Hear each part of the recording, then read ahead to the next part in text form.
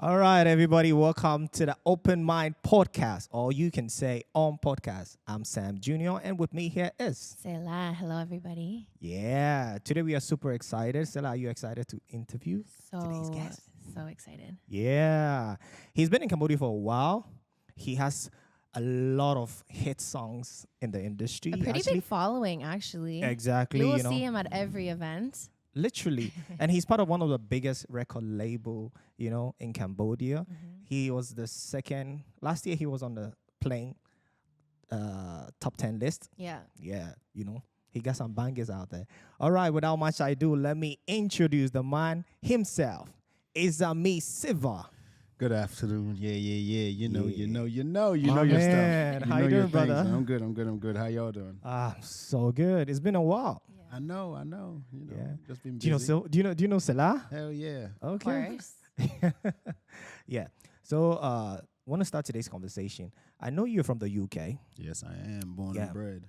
born and bred in UK, Yeah. but you've been in Cambodia for how long? Plus minus 5 years. 5 years. Yeah. Wow. Nice. Longer than us. Born. Boon. Buon. It's 4 That's years. 4. No, Pram. Bram. Oh, that's so you speak Khmer. Tick. Very Tick. tick. How tick tick? No Can you words. s- Some words. Can you nyeh tik tik ari for us? For instance, like I eat a lot of fried rice, Okay. Uh-huh. so I know it's called bai chabalai, Ah, by Chabalai. Chabalai. vegetable mm, fried rice. Right? Yeah. Not by chance. by I go no meat. No meat. Okay. Yeah, and then I know to go left is Twain, and to go right is Saddam, and to go straight Okay, is so Strong. he can get around. You Exactly. can And if I want survive. something more, I say Mutiet. We And if did- I want to call the waiter or the waitress, I call it Onoi. Oh, no. And if I feel like they older than me, I'm Bongoy. Oh no. And, Honestly, the survival basics to live Yeah, in Cambodia. and if I used to play football with the lads, Oh. and I was like the only foreigner in the team, so they're all like Really? Cambodian speaking, Nice. Khmer speaking. So how good is your So- football skills? It deteriorated. I mean, you're God. talking to like a literal I know. Uh, That's why I pro mentioned it. player. Don't say ex. I'm That's- not retired. You're retired. Come on, guys. You guys want to retire me now? I don't see you playing on any team. No, I'm playing an amateur league now. Yeah. So yeah, I'm trying Okay. my way back to a pro league, but it's difficult though. But yeah, I love playing football.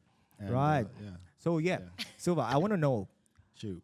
What do you want to know? growing up in the UK, how was it like? How's the feeling like? I don't know how I should put it. It was hard. Like how hard? Because Why? Why was it hard? Like what made Yeah. it hard? Because it's like you got to look at how the society is. Yeah. mm, I mean, I don't, want to sit back and, point fingers or anything. you Okay. know? But it was hard because as a kid, mm. they make it clear to you that you're different and you don't belong here. Then, Okay. Okay. So, and especially as an African kid. Mm. Okay, so the issue of being Africa, right? So where you originally Where's your family yeah, from? where's your family from? The Your big roots. Nigeria. All Nigeria, right, I yes, sir. see. How far now? I did. Okay, that's The nice. young pigeon here. What does it mean? What does that mean?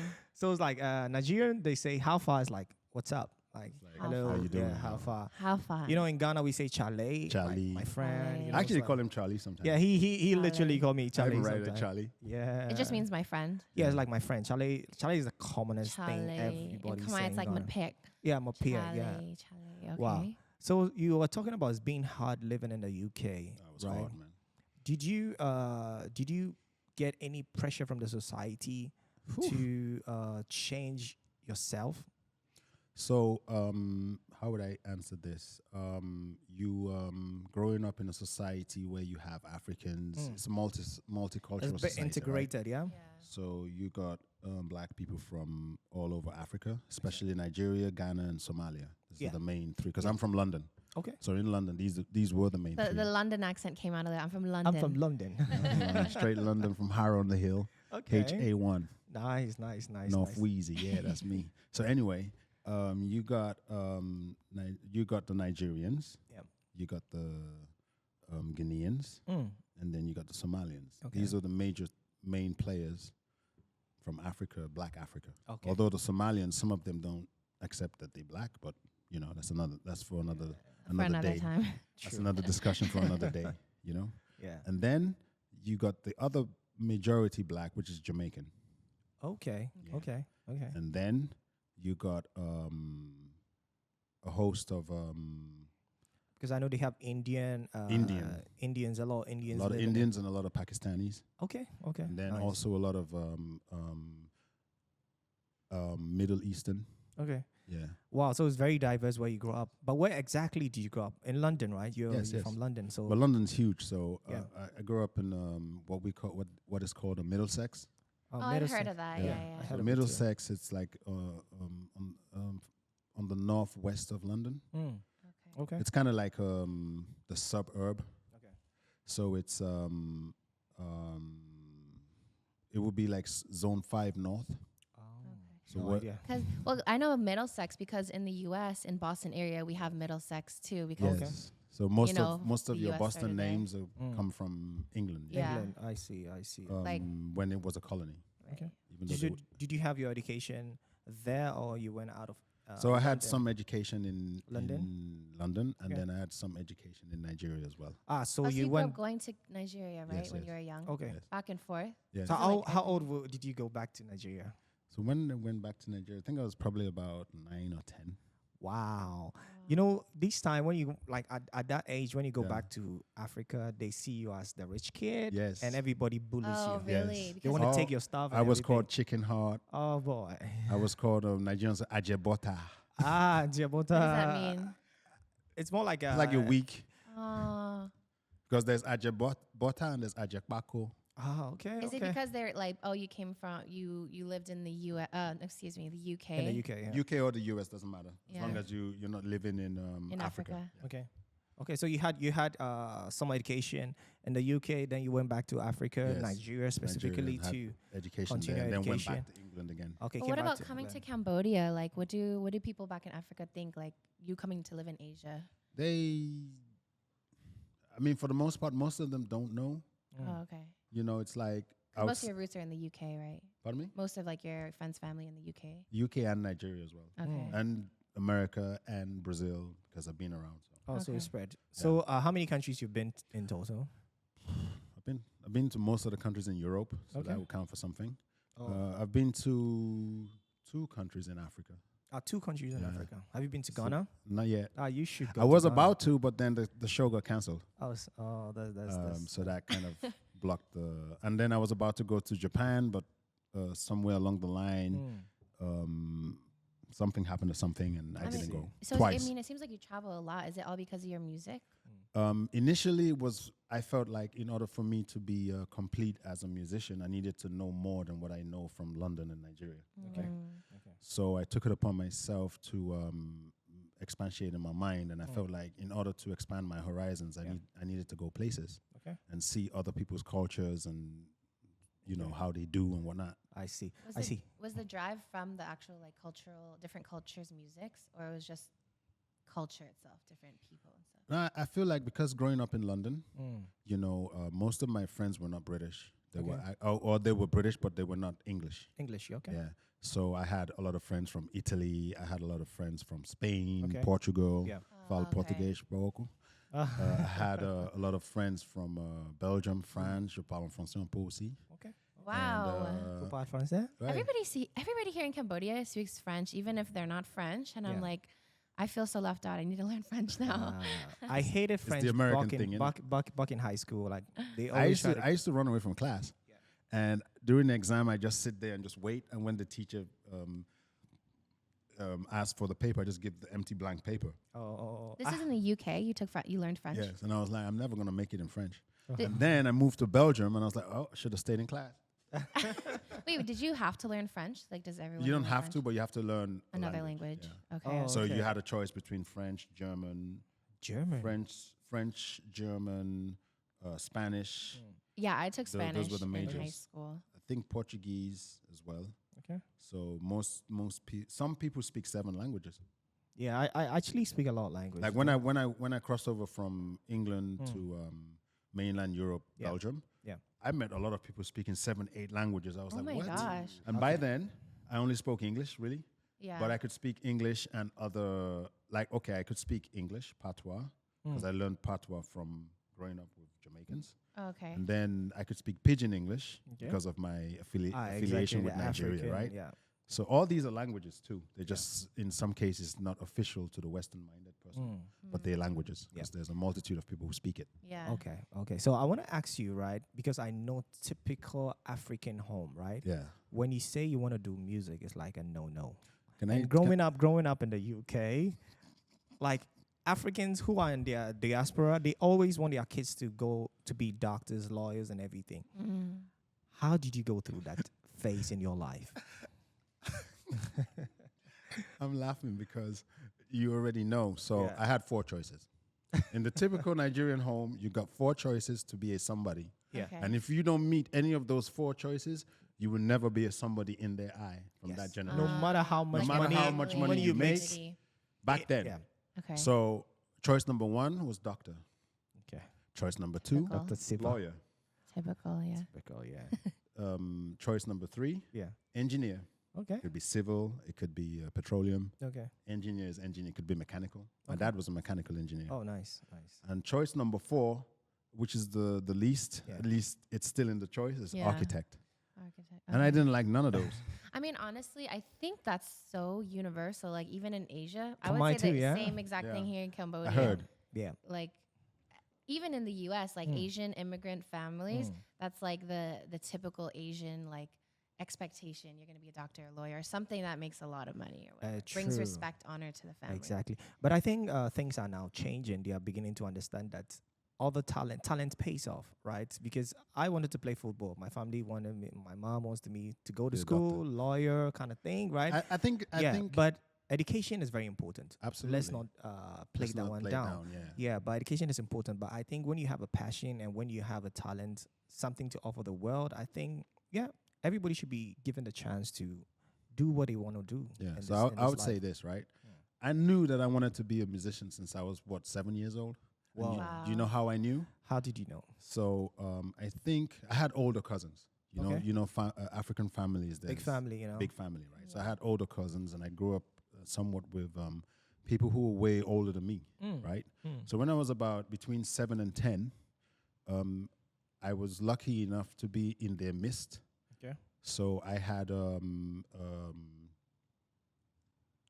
variety of music, Okay. right? Yeah, you were exposed to a lot Yeah. of Exposed to music. Especially like a lot of American music, also African music as well. Oh, it's a blend. Like, but I realized that growing up in England, Yeah. you get this this nudge and this push on you for being black and Okay. African. Yeah. It's like you're not supposed to be, Mm.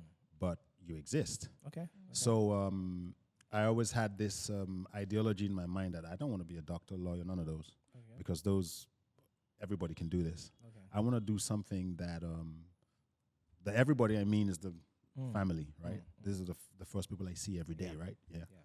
So I picked on I seen this group called New Edition.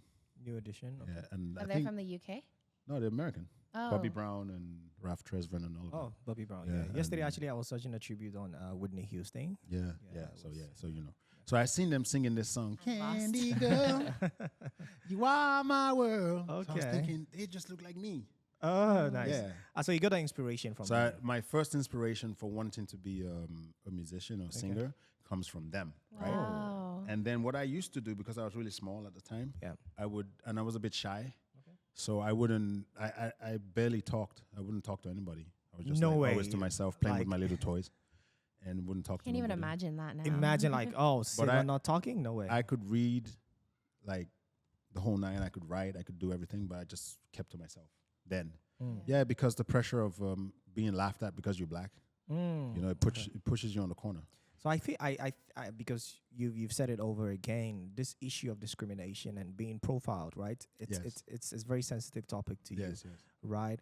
But discrimination sometimes comes from the home yes, before it goes out. yes. One, your family gave you 4 options to do Yes. to become somebody in society, right? Tell me, like, how was the pressure at home Well, when you said, or when they realized that, okay, I want to do music, yeah. you know, because when you go outside, you're being profiled. When you come home, you're being pressured to profiled, do yeah.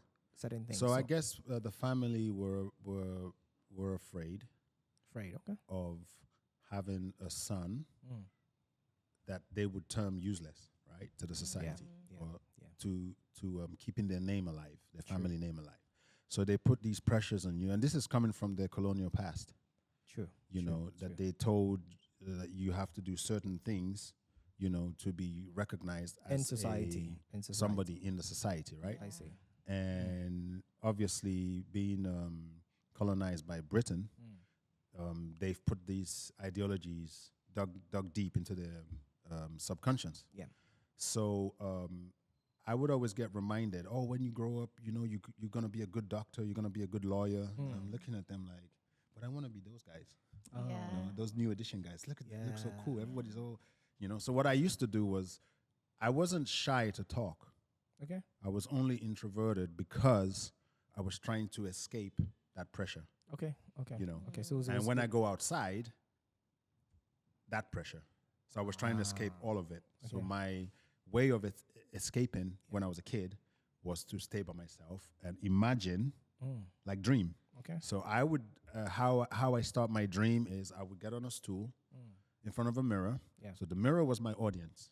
Okay. And I would look at myself singing. I would memorize their songs. What age was that? I was 7. Oh my gosh. That's I would still little. memorize their songs. Wow. So I memorized, I don't know if I remember all the lyrics now because I haven't listened to that song forever. But I memorized the 7 song. years old. Yes, I was 7. I remember this. I memorized the song Candy Girl. Oh, Candy Girl. Yeah. Okay. And I would stand on the mirror. I stand on the stool in front of the mirror, little And perform. hey hi, and perform the song. And Oh my imagine gosh. in the mirror is all the audience hailing me and oh, you're so good. And That's such a sweet. so I moment. didn't realize at the time that I was actually manifesting Yeah. and practicing my dream. You Your know what I dream, mean? yeah. Making it come true. That is a real So- manifestation. Like you. So you I used to do it envision every day. So anytime I had pressure from Family. family, when they're out of the house, You do oh, that. finally they're gone. I'll do that. When I go out and I had pressure from outside for being black, I come back and do it. You're gonna see what this black kid's gonna do. I'm gonna rule the world. Yeah. So I had this, but I guess my my dad saw things differently, and I felt like he did not understand. So whenever he asked me what I wanted to be when I grew up, even though he's clearly pointed out these 4 options, He still wanted to be sure. they remind you. It's like Okay. they grooming you, pushing you towards, because he was an engineer, right? Yeah. So in my mind, I was like, if I tell him I want to be this thing, it sparks his disciplinarian, Exactly. authoritarian. You're gonna get a beating so of your I life. Yeah. I get flogged, hit, Oh. whatever. Oh wow. And then if at one point I would say, I don't know what I want to be. I don't remember. He gets mad as well. Yeah, because it's So like what I would say was, I want to be a fireman. So that was my excuse. That's so random. Yeah, I just want to be a fireman or a policeman, but I don't really want to be a policeman. Yeah. But I would say that just to shut him up, Okay. right? But in the back of my head, You have what you definitely know what you want. when to I do. say the word fireman, I'm actually talking about me on stage Giving the spitting fire. fire to the audience. Oh, you're so So that's clever. what I meant by fireman. Wow.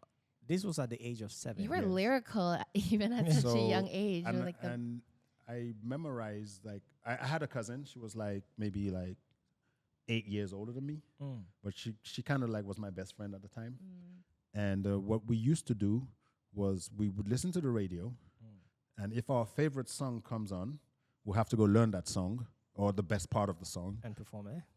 And what we have to do is we have to try to out-sing the other. So we it's a sing at the same time, challenge. and yeah, we challenge each other. Yeah. So I think that was also something that helped me. Yeah. Subconsciously, prepare. you are Yeah, preparing So yourself. I was preparing myself without even realizing. Okay. You When- know.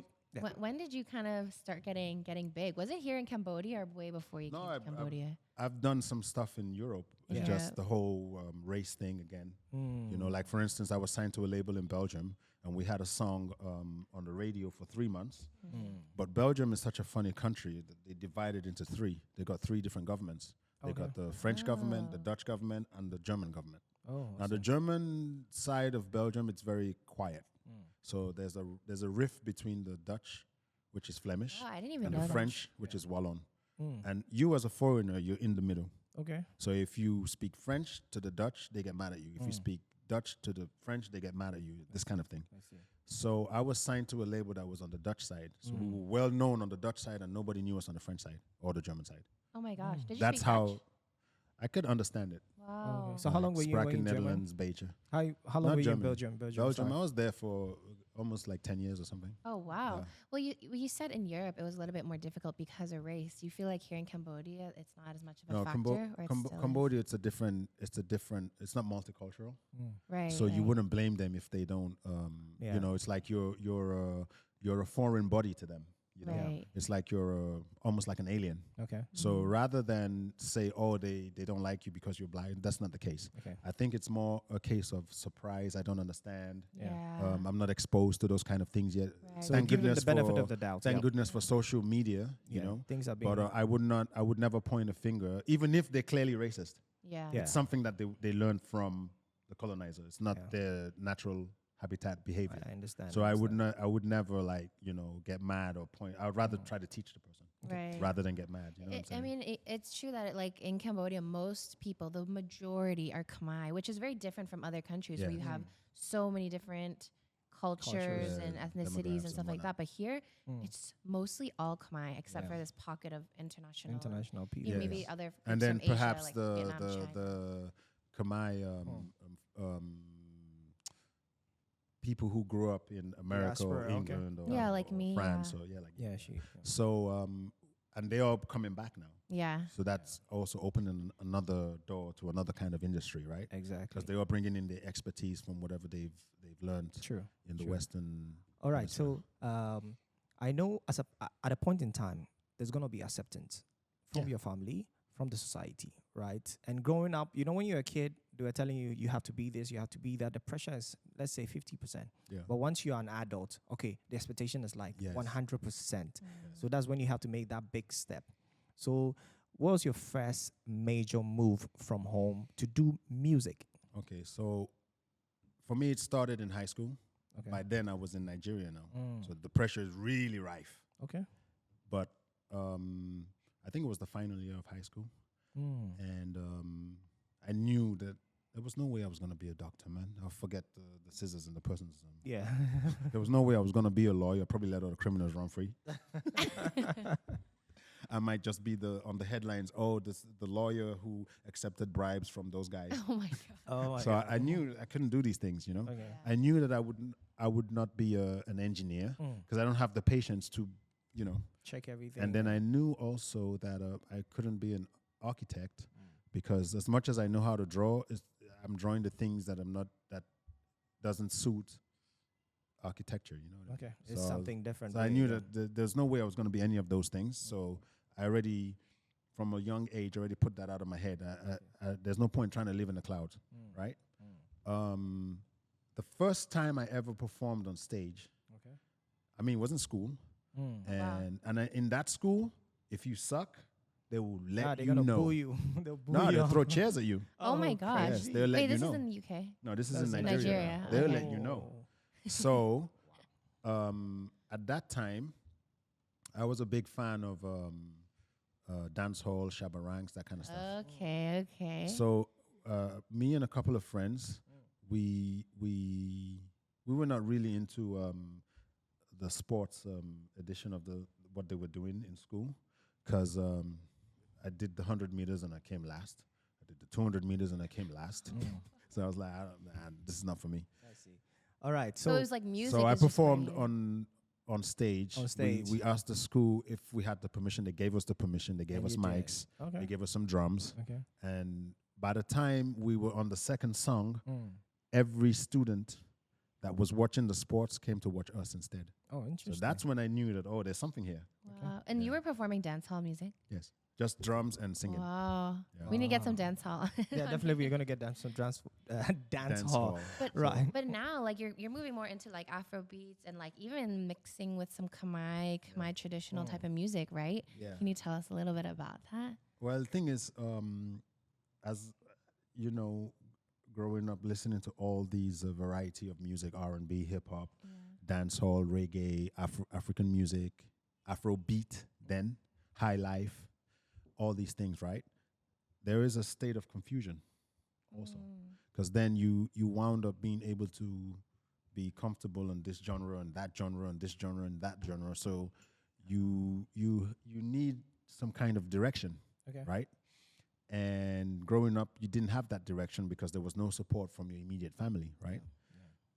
So it's like, oh, people, you do a soul song, and oh, it sounds good. I really like this one. And then you do a jazz song. Oh, I really like that. You know, so you're in a state of limbo of what you should actually do, right? Because I know you said you got a lot of inspiration from like American music culture. Like that's you all told I me, ever like, heard when I was a like kid. Snoop Dogg was one of your early inspirations. So and in stuff. fact, mind you now, there was the 7-year-old kid who saw himself in New Edition, right? Yeah. Because they were also kids. They were probably like older kids, but they were kids. Yeah. And then one day out of the blue, I heard this guy rapping. 1, 2, 3 into the 4. Snoop Doggy Dogg and Dr. Dre is at the door, ready to make an entrance. So back on up. And I was like, what? So dope. You can do this? And the guy was skinny. I was skinny. Okay. And I was like, I've been wasting my time all this time. I need to do that. So that's when I got into the ideology of wanting to be a rapper, or at least know how to do it. Okay. Even if I wouldn't label myself a rapper, at least I should know how to do it. You have that skill. Yeah, I should have some of that skill of knowing how to play with words. Yeah. And telling a story, but stay on cue, on beat. You know what I mean? And make it interesting. Okay. And I was like, yo, I've just discovered something new. Something new. So that's where the rap game, rap ideology came in. And then I was practicing every day. Like I would talk mumble jumbo. Yeah, I would like, oh, the cop on the chair. I don't know what I'm saying. I forgot what I said, but it's okay. I'm there. Something like that. Yeah. Okay. But I knew that I wouldn't be the greatest rapper. I knew it. Why? You just get the gut feeling. So what did you want to do instead? Or were you just accepting of that? You're like, that's fine, but I'm going to keep doing it. I wanted to, it's like if you, in the African household, your dad teaches you how to be a handyman. So you have to almost be like a jack of all trades. Very responsible. You have to know how to fix the stool. You have to know how to fix the paint on the wall. True. You have to know how to mix cement. Okay. So that's you being a jack of all trades. True. So I took that experience into the music game. Okay. So you're doing a bit of I need to know how to So rap. I felt like I needed. I wanted to know how to play the guitar. I wanted to know how to play the saxophone. I wanted to know how to play the drums. But I never had any of those instruments as a kid. Yeah. So I kind of lacked there. Okay. So I knew it. So I said to myself, you know what? I'm going to pick what I'm good at and just focus on that. Yeah. I see. And there's no point beating about the bush, you know? Wow, So I play tones. Do you play any instrument? Yeah. Yeah, I can play tones on the piano and a little bit on the guitar, but not enough to go and stand in front of the stage. But enough for me to be able to make a song. Oh, okay. Yeah. That's interesting. Yeah. So I did this, and I knew that, okay, I'm going to stick with the vocal instrument. Okay. That's my power. Yes. Now I need to decide what. So I said, okay, I need to know how to do X, Y, and Z.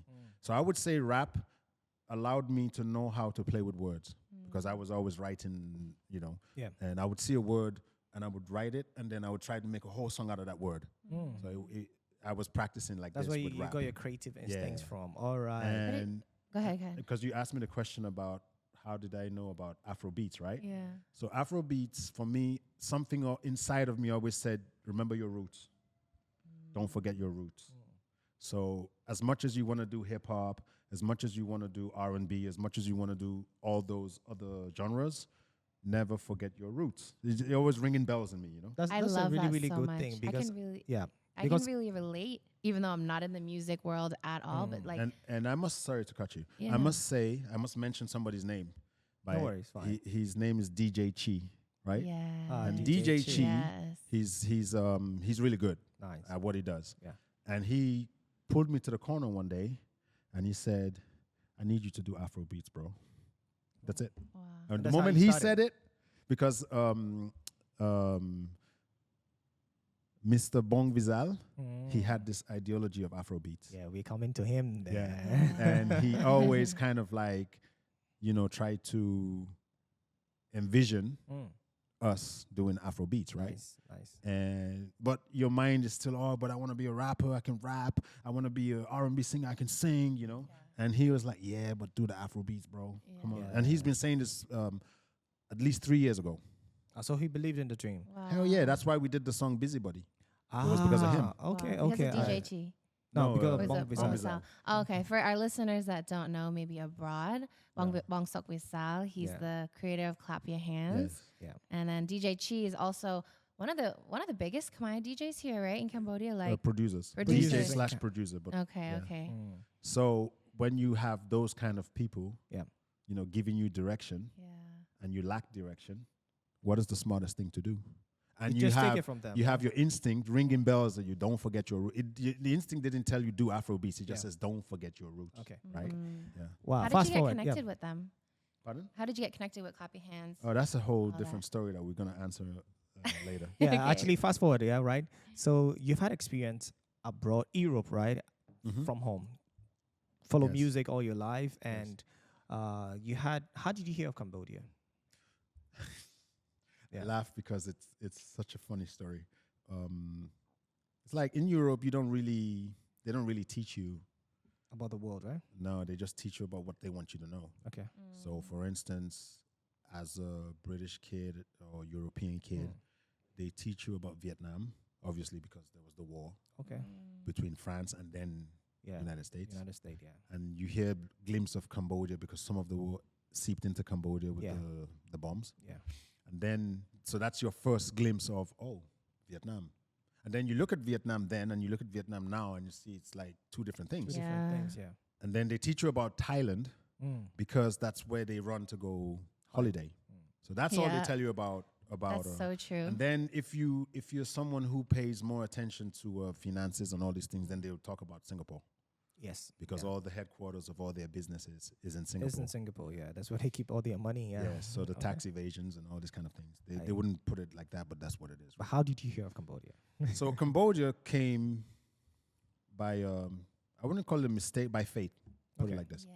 So I used to MC for a friend in Belgium. Okay.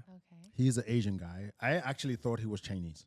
Oh, interesting. I used to call him Shefu. What does that mean? Shifu, like Shifu, a master. like master. Oh. I used to call him Shifu, Shifu. That's, yeah. that's what Shifu. Chinese call their master. Yeah. He had a long beard, goatee, Oh, okay. and long hair, and he used to tie it at the back and tie his beard here. So I call him Shefu. That's what I called him. And this guy, he started promoting a show called Asian for Real.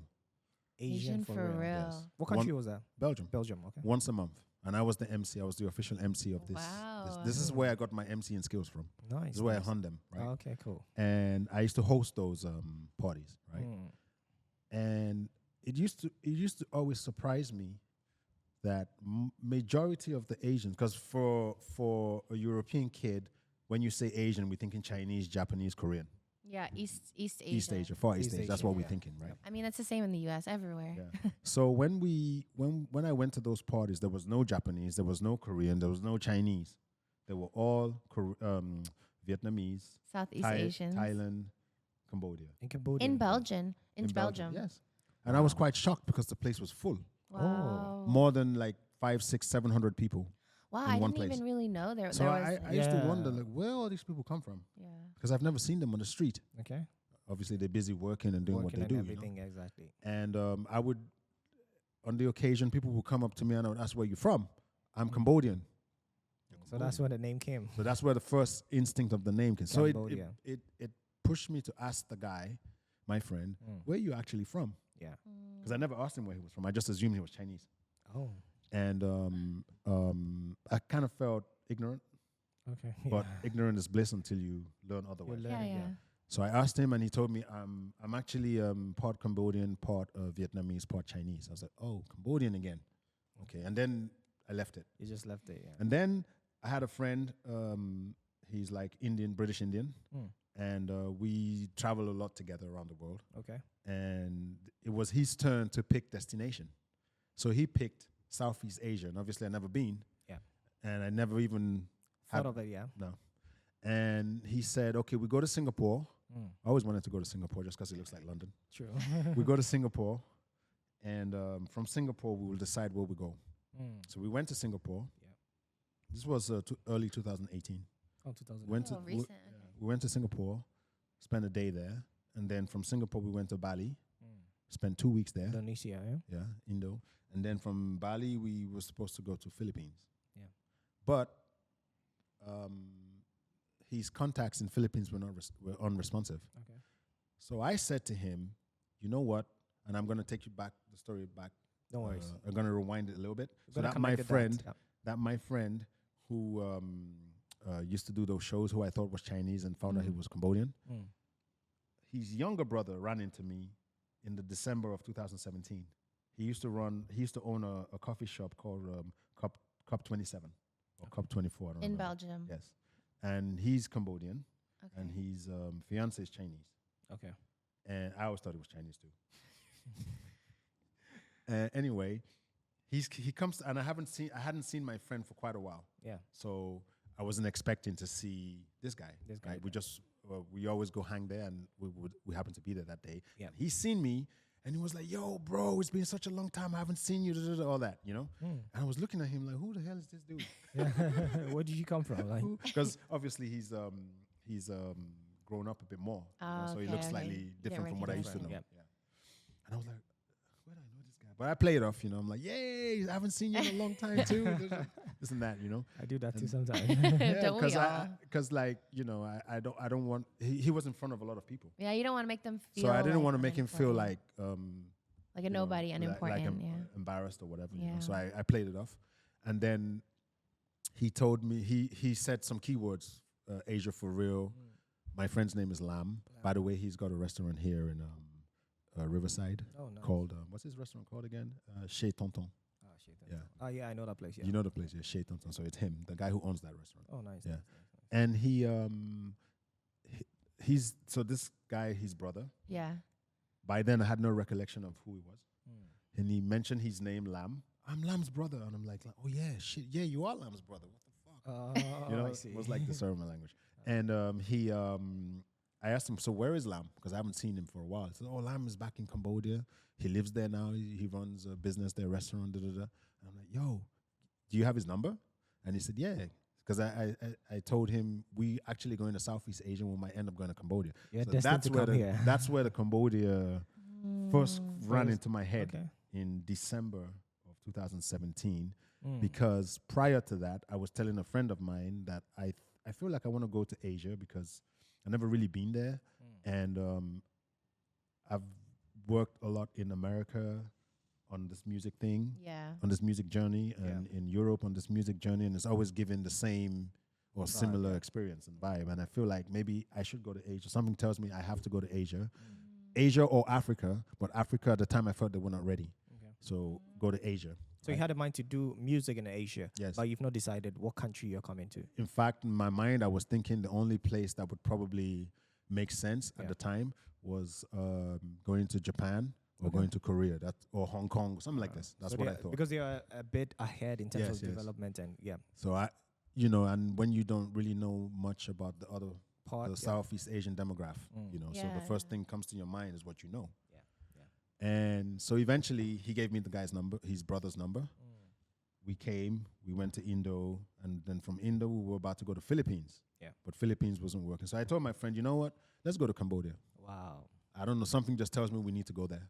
And he said, okay, give me 24 hours. If they don't respond, we book the ticket to go to Cambodia. And believe you me, they did not respond. So we booked the ticket to go to Cambodia. And when we arrived in Cambodia, that's when they responded. Oh, that's too late. So to me, it felt like, we had to come to Cambodia. So when we got here, I wound up going to my friend's restaurant. Right? And we hung with him for a bit. And then I brought up the idea of doing music in Asia. And because he knows a lot of people. He does promotion. He brings in some artists before. He's big artists from America and whatnot. So he knows people. So I said to him, listen, in my mind, I was thinking Tokyo, Seoul, even Beijing. But I don't know how to speak Chinese, but I'm cool. Sure. And then he was like, yeah, I know people everywhere. I know people in all those places. But I feel like if you really, really serious about doing what you want to do music-wise, if you accept it here, you'll be accepted everywhere else. Sure. So why don't you try here? Because it's smaller and it's more intimate. So if you can be accepted here, then the rest is history. That's what he told me. Okay. And I thought it was a good idea. So I was like, okay, you know what? I don't know anybody here. Do you know somebody here? I said, yeah. As a matter of fact, I do know somebody who actually owns a record label. And he introduced me to... Bong Visal. But he said, whatever happens is on you. Right, right. It's all up So to all you. I'm doing is just connecting you to that person. Okay. If it's good, I'm going to be happy. Yeah. If it's not good, I tried. Wow. Because, most people think that actually Bong Visal came to the UK and brought you to Cambodia and a whole lot, like he discovered you. Yeah. But definitely he discovered you in Cambodia. I would say he discovered me. Yeah. But by the way, big shout outs to Bong Visal. Yeah, you gotta give the man his flowers, man. Yeah. Yeah, because big boss. he's actually one of an iconic person in terms If not of the iconic person. exactly Yeah. the iconic person in Cambodian hip hop music or rap music, or let's say the new trend of Cambodian music, because he saw the dream. Yes. Yeah, with this record label. Because I also heard a rumor. Vanda was on his label. Or was not signed yet? I don't know if he was on the label, or if he was about to be on the label. I was about to be on the label. Okay, I think it was about, because there was a lot of what we call fishing. Fishing? Yeah. Oh.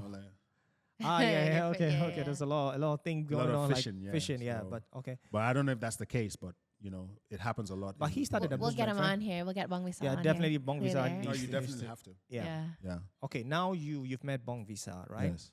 He listened to your music. Yeah, I presented him with some of the stuff that I had already done. Unfortunately, I did those things because the label that I told you that I was signed to in Belgium, it got to the point where I felt like, okay, these guys this is a joke thing, man.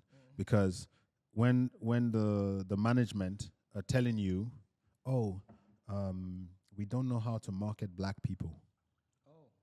In Belgium. And you're doing a concert. It was a MTV Awards show. Can I ask you, what generation, what year was this? This was like mid-2000s. For early? Mid-2000s. So 2005, let's 2005, 6, Or 7. six. Yeah, there. Oh, okay. And you got the guy telling you, we don't know how to market black people. And then you on a show. Your song has been circulating the TV and the radio for 3 months. Yeah. So that's 90 whole days. People are singing your song on the street. They're seeing you and they wanting signatures from you, Yeah. right? So they know you, Wow. at least from that region, right? Yeah. And you go on a show with an audience of 14,000 people, and the guy is telling you, "Oh, by the way, today your name is Chocolate Factory." What? Exactly. Oh, And I'm standing there looking at the guy, and this big, huge, that's crazy though. Wow. white dude. And for me, it wasn't even a thing about white or black. Yeah. But for them, it was. Okay. And I was like, Oh my gosh. and I'm like, This was the producer of the show telling you that? no, this is your own management in the label. No. And I was like, okay, am I dreaming? Oh my Is this God. normal, right? And then he walks off, and then he comes back a few minutes later saying, "Are you nervous?" The audacity. No. Like, And I'm seriously, like, this is bro, there's 14,000 people there, and this is a show that was watched all across the country, right? all across Europe, Europe. because it was a award show. Yeah. And they use that as a promotional tool to push us to a bigger audience. The big audience, yeah. And then you're changing our name to Chocolate Factory on this day and this minute. Like so last minute. And regardless of last minute or not, that's just so messed And then up. asking me if I'm nervous, like, are you nervous? But what did you do? Could you change it? What Did did you compromise? say? I ran with it, but in my head, that was the last I'm gonna do with this guy. So I said to myself on that day that I feel like I need to do something drastic, because I've tried dialogue. I've tried compromising. I've tried, and nothing is working. So the only thing that I haven't done is leave. But were you under any contract with them? So the contract, okay, it was a whole, because back then we were naive, you know. So you just signed anything you want to do. So I didn't really sign anything. Oh, okay. We had an independent label that signed to the biggest. It was the biggest indie label. Okay. Ah, okay. So we had the guys who take care of the business side of things. They were not straight also. Oh. Apparently. We found that out later. So we got we got did. We got did for at least 100. No, like they screwed you over? We got did for at least €500,000. Ooh, at least. That's a lot. Yes. But it is what it is. I only did one song there. So. And that's it. So you cut ties with them. So when after that show. When you met. After that show. You just cut ties with them. I didn't go back. They were all mad and I don't care. I cannot deal with you guys. Yeah. And you met Bong Visal. So right? Now I've met Bong Visal. I showed him. After that, I started to do things on my own because I had to start from ground zero. Exactly. So I was doing those things and I did some videos and some songs. Okay. And everywhere. And, nice. Put money together and did this and that. It was expensive, but do what you got to do. Yeah. And then if you believe in it, right? Exactly. And then I've met. I know that there was always somebody telling me. I had this friend from New York, Keyboard Money Mike, and he was telling me if you're really good at what you do, eventually somebody who will see it and you will get to where you need to be. Exactly. He always told me it's that. all about the right timing, you know. Yeah. So he always told me that. He says it may not be from where you expect it to be, but it will get to where you need to get to and to the people who need to hear it. Okay. That's what so he said. At that time, that was 2018. You came to Cambodia. Your friend introduced you to Bong Visal. He owns a record label that does Clap Your Hands, which right? Which I've never heard of before. You never heard of, right? And at that time, what did you think about Cambodian music? And what was the trend? I didn't know anything about Cambodian You had music. no idea about Cambodian music. The first song, so by the time we finished our meeting with Bong Visal, we decided to go out that night. The meeting was this day, and then the next day we were to go back to Europe. Oh, wow. Oh, okay. So we decided to go out, right? And the first Cambodian song, we went to what is called Pontoon now, I think. Pontoon. Pontoon. Yeah. So the first song and when we got to Pontoon, they were not playing Cambodian music at first. They were playing Western hip hop song. EDM and whatnot. For our listeners, Pontoon is a club here in Yeah, Phnom Pontoon is a club. I wouldn't know. I just have DJ heard Illest. You don't been to Pontoon DJ before? Illest is one of the realest. Okay. I had to say his name on the thing, Sure. Big shout outs to him. Don't cut it out. So because he supported us a lot as well. Okay, so when you came here, you had some friends. But then I had nobody, just me and my friend, and my friend on the restaurant Riverside, Chez Tonton. Chez Lam. Tonton, yeah. We asked where do people go to hang out to party, and he said, "Oh, go to Pontoon." So we went there, and when we got in, it looked interesting. Yeah, the vibe was right. Vibe was like, "Oh yeah, okay, I'm used to this kind of vibe." Just only Asian people. True. It is very. Never mind. Go ahead. Okay, you come back to that soon. So we there partying, and obviously we hearing songs that we know. Yeah. And then suddenly, the vibe changed to Khmer music, right? So they mentioned the guy's name. I think either he had just dropped the single or the single made it to prominence, right? So the DJ plays that song and everybody starts doing the Khmer dance, the traditional dance, right? The so Apsara dance. Me and my Apsara, that's it. Yeah. So me and my friend, we were looking at each other and said, "Oh, this is how they get down in Cambodia, huh?" Okay. And that song was I don't remember the name because it's in Khmer. Khmer, okay. But I remember the artist. His name is Tempo Tris. Oh my God! And guess what? Tempo is big respect to that boy, man. Yeah. I was listening to him since I was in the US. Don't edit this out too. No, because like Tempo, that's my boy, man. Okay. Like real talk. Okay. Tempo is a real one. Wow. Yeah. So what happened was big shout out to Tempo though. Yeah. That was the first ever Cambodian song that you heard. That I heard, right? I didn't know who the person was. They said his name. Was it? Did he have the hip hop vibe? Yeah. It had a kind of reggae-ish vibe. Reggae-ish vibe. The beats and beat, like. yeah. And Yeah. I was like, oh, this is very different.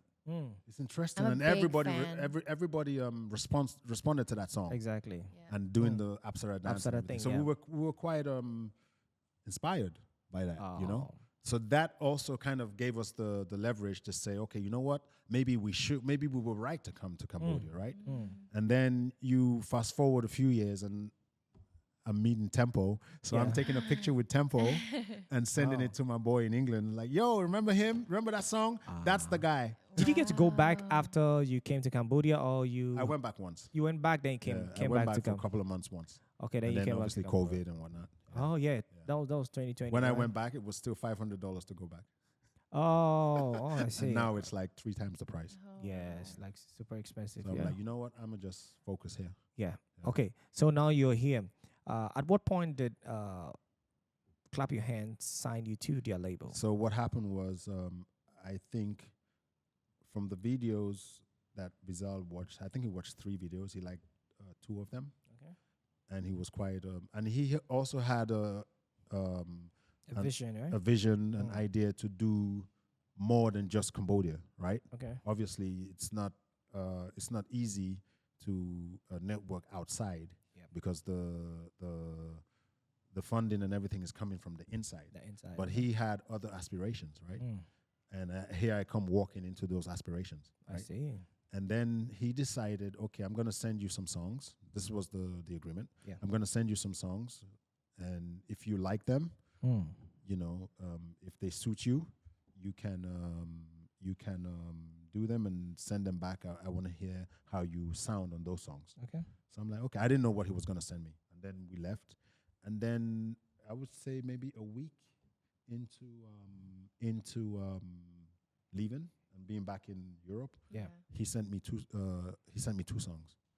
And he told me the story of the songs because there were songs that had already been released. Was it Khmer songs? Yes. Okay, so Khmer song then you featured Yes. with your English. So he gave me the instrumentals and just did told me the story of those songs and go ahead and do what you want to do. So what was that was the first record you So that was the first thing that I did, and when I sent it back, he obviously liked what he heard, and then he asked me if I wanted to join Clap Your Hands. I was like, hell yeah, without even hesitating. Wow. that's Wait, what interesting. kind of music were you putting on that? So it was a reggae vibe.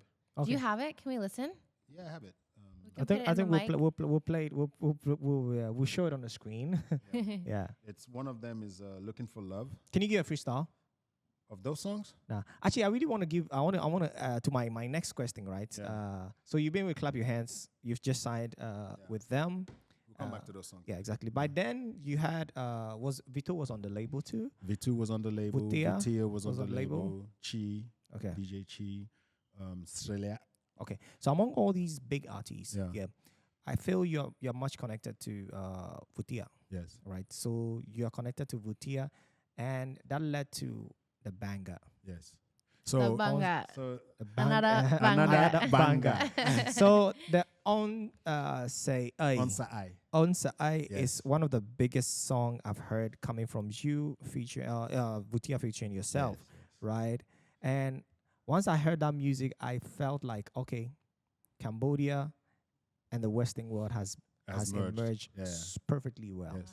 right? I'm getting like goosebumps just Exactly. thinking about it. But yeah, before we go into that, can you give us a freestyle of that song? Of that song. Exactly, because it's one of your biggest songs. It has almost 7 million Yeah. views on More. It has Facebook. almost 8 million. Nice.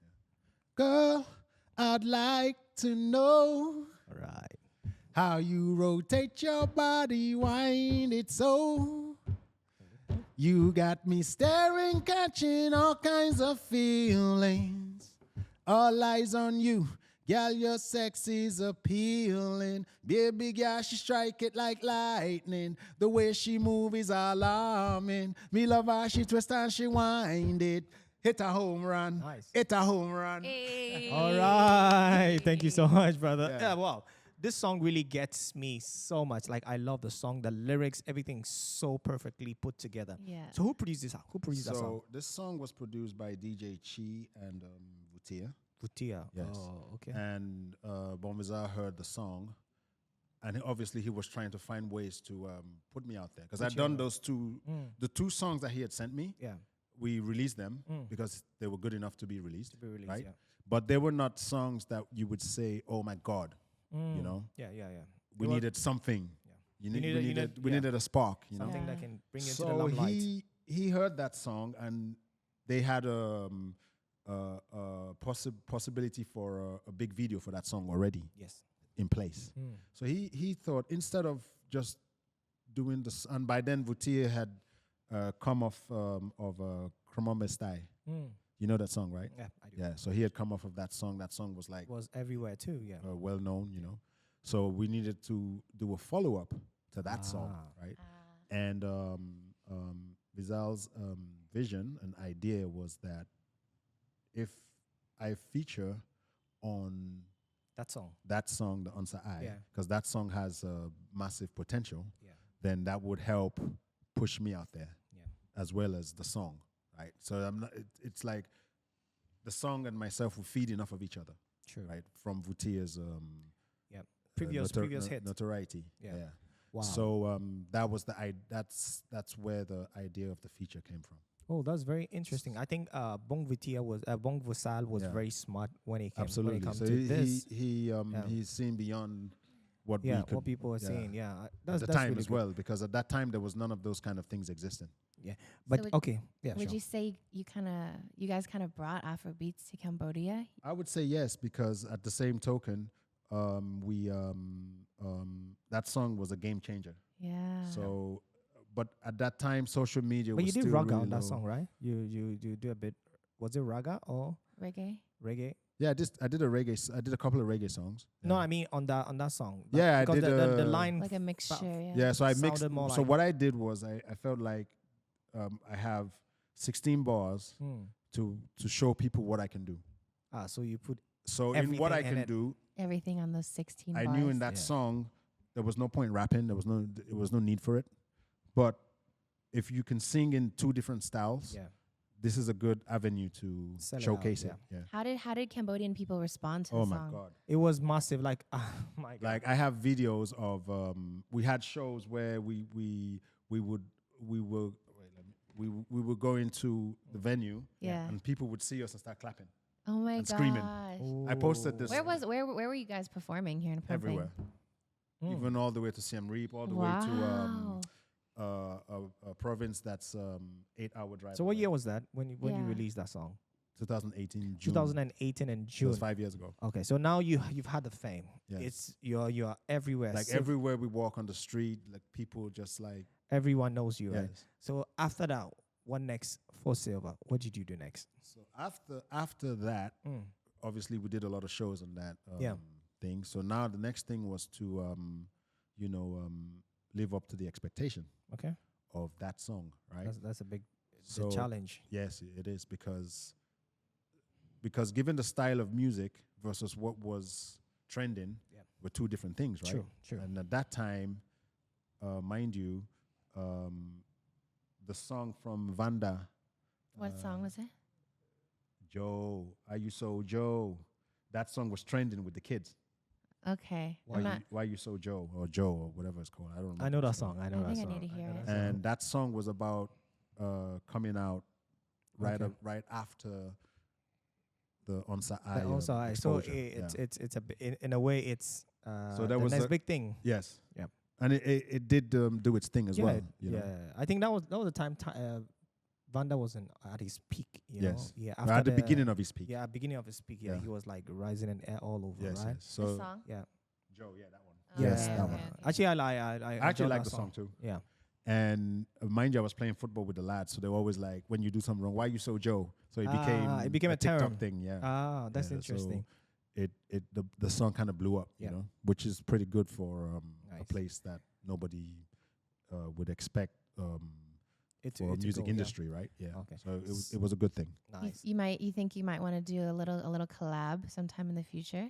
Yeah, hell yeah. I'm very open. My ideology of music is crossing bridges. Yeah. Joining bridges. Interesting. You know, so that That would be that would be lit. another banga.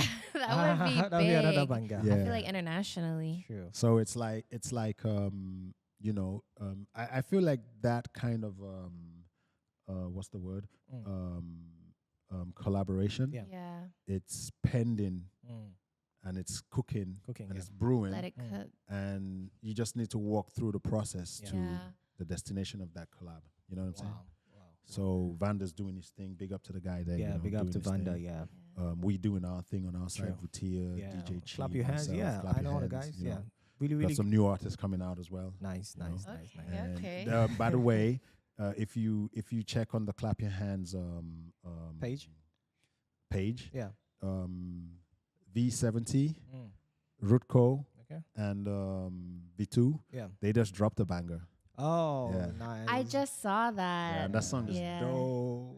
Wow. Wow. This conversation And it is was getting co-written really by the new artist that I won't mention his name till he until he's been until ushered out. yes. Okay. Yeah, I feel Yeah. like it's a very like cool, chill, like Yeah. deep, like dark kind Yeah, of yeah, vibe. That song. So they did their thing, you know. Yeah. It's like bigger, and V2, by the way, he just released his album as well. Yeah. Big shout outs to V2 too. Yeah. Yeah. Actually, I Reflection. V2, enjoy his music. So, though. Yeah.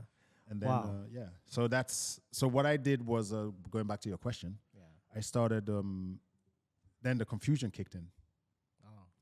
Am I a reggae artist? Am I Mm. you know what I mean? Okay. Well, I think we are going to come to an end of today's episode, but then Yeah. definitely we are going to do a part 2 because have to. there's a lot There's to so talk much about. more to talk yeah. about. But before we let you go, Yes, sir. what's the future for Silver in Cambodian music? The future for me Yeah. is very should I say abstract? No. I would say it's like the future is to Or what should people expect from you? the future of expectation Yeah. would be this international star Yeah. Headquartering Yeah. in Cambodia. Mm. So it's like taking Yeah. Vizal's dream and making it a reality, you know. Nice. So be it with me, Siva, or with Vutia, Yeah. or with the new guys, with DJ Chi, to the world. So Yeah. that would be the So main. If how can people support your brand? Man, they just gotta go and IZAME_SIVA, Hey. Instagram, All right. Facebook, Yeah. Yeah. TikTok, Okay. No, I can see Clap it. Your Hands YouTube page. Yeah. Nice. No, I see Cambodia really becoming like More diverse, yeah. on the international stage Yes. in the music industry. Eventually, Yeah. So We're it's- up and coming. I know that there's that girl, another collab that I would like to do. Sophia Yes, Carl. Sophia Carl because actually I know is if my idol though. if I do I like some of her songs. I don't know all her songs, but I the love ones her I've heard I voice. like. Okay. And I feel like at some point that collab is brewing as well. So a lot of future I already- collabs I already coming hear- up for Exactly. Siva. I already hear exactly What you're gonna how do she's with gonna her. sound, and so you see you see that song Water.